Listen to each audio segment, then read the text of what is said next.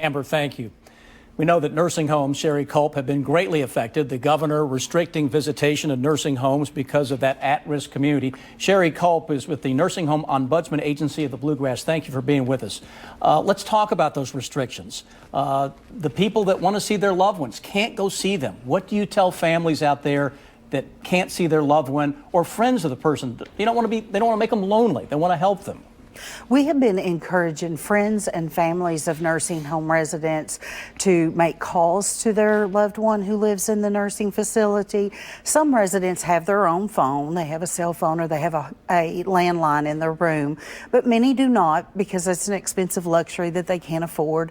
So nursing facilities are working to help families and friends and residents set up appointments and helping them make calls, helping them make video chats, do FaceTime, things like that. So we're really encouraging those types of activities right now so that residents don't feel so lonely.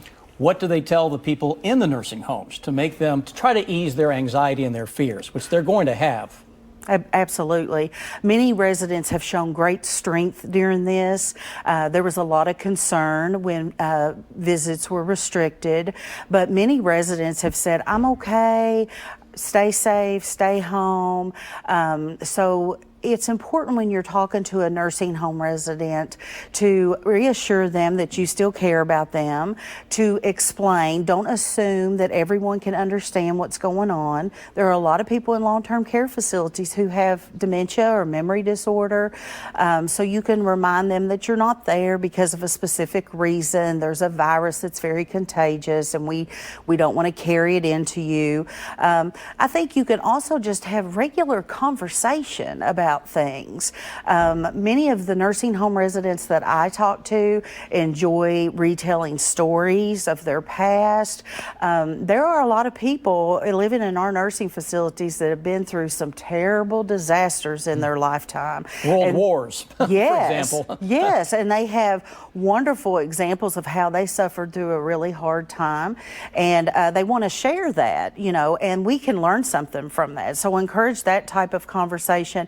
And if a nursing home resident wants to talk about vacation or grandchildren or what they watched on TV, just, really encourage them to share with you and be supportive, help reduce any fears that they may have.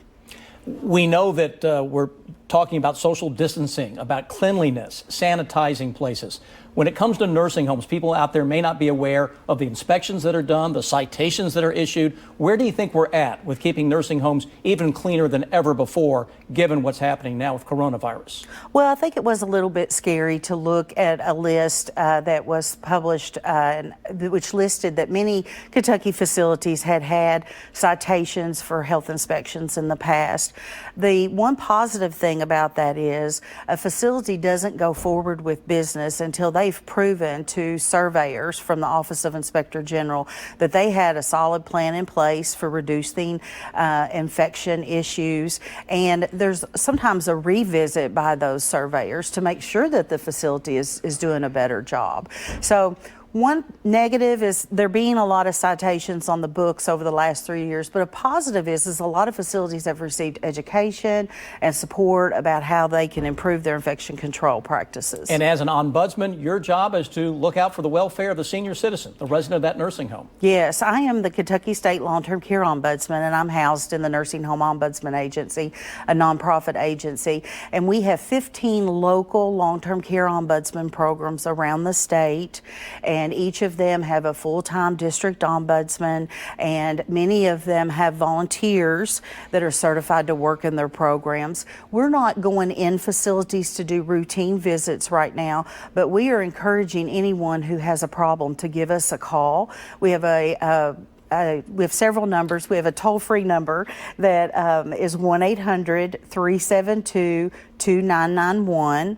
If you don't need to use a toll-free line, you can reach us at 859-277-9215.